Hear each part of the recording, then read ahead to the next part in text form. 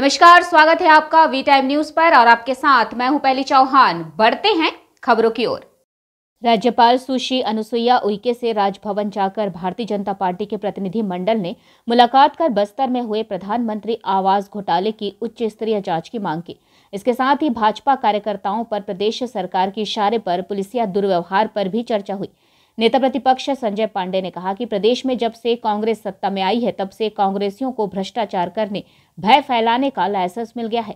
यह सब कुछ प्रदेश के मुख्यमंत्री के इशारों पर हो रहा है। बस्तर में जो आवास घोटाला हुआ है उसकी जांच को लेकर कुछ भी नहीं हो रहा है।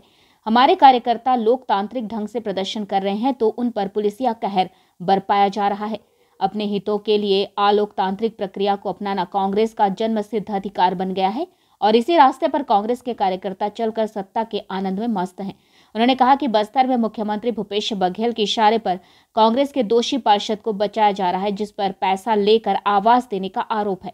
बस्तर में जिस तरह से कार्यकर्ताओं पर पुलिसिया कार्रवाई बर्बरता से की गई, यह बताता है कि प्रदेश में खौफ की सरकार चल रही है और सारा रिमोट कंट्रोल मुख्यमंत्री भूपेश बघेल के हाथ में है। इस दौरान राज्यपाल सुश्री अनुसुईया उइके से पीड़ित परिवार के सदस्यों ने मुलाकात कर अपनी पीड़ा से अवगत कराया व दोषी पार्षद सहित इस मामले के जिम्मेदार सभी पर कार्रवाई की मांग की। हमारी जो पार्षद है कोमल सेना, वो हमसे 2020 में हम लोग को प्रधानमंत्री आवास योजना के अकॉर्डिंग हम लोग से 25-25 हज़ार रुपये ली थी। हम लोग को घर देगी 3 महीने के अंदर बोल के। फिर वो हमेशा 3 महीने के बाद जब भी हम लोग उनसे मिलने गए सर, हमेशा वो कुछ एक्सक्यूजेस देने लगी, जैसे कि सरकारी काम होने में टाइम लगता है, फिर लॉकडाउन का समय है। हम लोग ऐसे मुश्किल दौर पर उनको पैसा दिए थे। जब पहला लॉकडाउन पड़ा था हमारे घर में खाने के लिए भी नहीं था सर। वैसे मुश्किल दौर पर हम लोग कैसे कैसे पैसा जुटा के, कोई अपना गोल्ड बेच के, कोई पैसा उधार लेके उनको पैसा दिए। फिर बाद में धीरे धीरे करके 2 साल में वो हम लोग को हर समय कुछ ना कुछ एक्सक्यूजेस देने लगी। कभी कोई आयुक्त से मिलाएंगे, कभी मतलब कोई विधायक से मिलाएंगे, समथिंग बोल बोल के हमेशा कुछ ना कुछ एक्सक्यूजेस देने लगी। 2 साल पूरा जब हो गया, फाइनली हम लोग 20 दिन पहले उनके पास जब गए थे कि फाइनली हमको बता दे वो कि वो हमको पैसा देना चाहती है या फिर घर कुछ भी हमको वापस कर दे, तो फिर वो वहाँ पे आक्रोश में आके हम लोग को धमकी देने लगी। मैं कब आप लोग हमको मुझे पैसा दिए बोल के हम लोग सबके ऊपर, मतलब हमारे एक मेंबर का कॉलर पकड़ के हम लोग के ऊपर, मतलब उनकी पूरी फैमिली हम लोग के ऊपर हाथापाई करके हम लोग को इतनी गंदी गंदी गाली, उनके जो हस्बैंड है हम लोग को भी इतनी गंदी गंदी गाली दे के वहाँ पे इतना परेशान किए। फिर हम लोग अपना कंप्लेंट ले गए थे पुलिस स्टेशन में, वहाँ बोधघाट थाना। तो वहाँ पे जब हम लोग कंप्लेंट ले गए थे ना सर, हम लोग का कंप्लेंट वहाँ लिया नहीं गया, बल्कि वो पुलिस स्टेशन वाले पुलिस वाले उल्टा मतलब पार्षद की सपोर्ट में आके हम लोग को बहुत कुछ बोला गया, आप लोग को अंदर कर देंगे ये वो बोल के बहुत मतलब हम लोग को डराया धमका गया। फिर बाद में हम लोग वहाँ पे कंप्लेंट लिखवाए, हम लोग का FIR नहीं हुआ, तो हम लोग 20 दिन से वहाँ पे धरना में बैठे हैं सर, हम लोग का FIR हुआ नहीं। फिर हम लोग IG के पास गए थे, SP के पास गए थे, फिर भी हम लोग का FIR हुआ नहीं। अभी हम लोग अपना गुहार लेके यहाँ राज्यपाल मैडम के पास आए हैं। मैडम आश्वासन दिए हैं कि हम लोग को वो सपोर्ट करेंगी, वो बोली हैं हम लोग का FIR होगा। और अभी क्या विश्वास दिलाया गया था, क्या कहा गया था? हम लोग को बोला गया था 3 महीने के अंदर वो हमको घर दे देंगी बोल के। 3 महीना बीत गया सर, 3 महीने से 2 साल बीत गया, हम लोग को घर ही नहीं मिला। हम लोग सर रेलवे कॉलोनी में जो बीच बीच में जो झोंकी झोपड़ी है वहाँ पे रहते हैं। हम लोग एक एक पैसा बड़े मुश्किल से मेहनत से कमाया हुआ पैसा उनको दिए थे।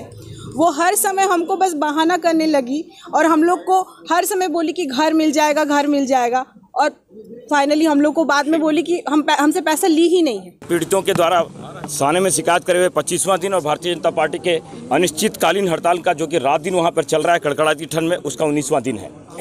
पहले दिन से लेकर सारे ऑडियो वीडियो, 12 ऑडियो 4 वीडियो, जिसे पार्षद ने स्वयं बताया है कि उसने पैसे लिए हैं, वो पैसे वापस करेगी, सारा चीज़ बोल रही है। FIR करने के बाद IG से पीड़ितों ने मिला, पीड़ित मिले, SP से मिले, परंतु प्रशासन के कान में जूं नहीं लगा। इसलिए रहेगा क्योंकि उस ऑडियो में उस पार्षद ने अपने सांसद दीपक बैज, अपने विधायक रेखचंद जैन, अपनी महापौर सफीरा साहू और कांग्रेस नेतृत्व राजू शर्मा का नाम उसमें शामिल, कलेक्टर और आयुक्त का भी नाम लिया है। इस संगठित लूट में ये सारे लोगों के शामिल होने के संबंध में स्वयं पार्षद जो है ऑडियो में बोल रही है, इसलिए FIR दर्ज नहीं हो रहा। एक छोटा सा मामला और 50 से अधिक पीड़ित, देखिए जो लोग आए हैं आज 41 लोग सामने आए हैं, परंतु ये मामला 70-80 लोगों का है। आज भी उस पार्षद ने उन सबको रोक के रखा हुआ है कि तुम्हारा पैसा वापस करूंगी या तुमको आवास दिलाऊंगी, इसलिए लोग सामने नहीं आ रहे हैं। परंतु जिस दिन FIR दर्ज हो गया, मैं आपको बताता हूँ ये मामला 80-90 लोगों का आएगा। ये संगठित लूट है और इनके द्वारा लूट किया गया है। साक्ष्य होने के बाद भी कार्रवाई नहीं कर रहा है प्रशासन, आप लोग की गिरफ्तारियां कर रहा था क्या? देखिए, नगर बंद का भारतीय जनता पार्टी ने एक शांतिपूर्ण आह्वान किया, परंतु प्रशासन के, चाहे जिला प्रशासन हो चाहे पुलिस प्रशासन हो, कांग्रेस कार्यकर्ताओं की तरह, कांग्रेस नेताओं की तरह बर्ताव किया है। एक एक दुकान में जाके धमकी देकर कि तुम्हारा गुमास्ता लाइसेंस रद्द कर देंगे, तुम्हारी दुकान के अंदर एक कार्रवाई कर देंगे करके हाथ जोड़कर दुकान खोलने का प्रयास किया। ये सब ऑडियो वीडियो वायरल है शहर में। लेकिन आज महामहिम से हमारा प्रतिनिधिमंडल मिला, हमारे वरिष्ठ नेताओं के मार्गदर्शन में। महामहिम जी ने कहा है कि कलेक्टर और एसपी से बात की सामने में उन लोगों ने 7 दिन अवसर देने का कहा है, इसलिए ये धरना आज शाम से, अभी से 7 दिन के लिए स्थगित करने का निवेदन भी महामहिम ने किया है। हम 7 दिन देखेंगे और देखने के बाद फिर आगे की कार्रवाई करेंगे।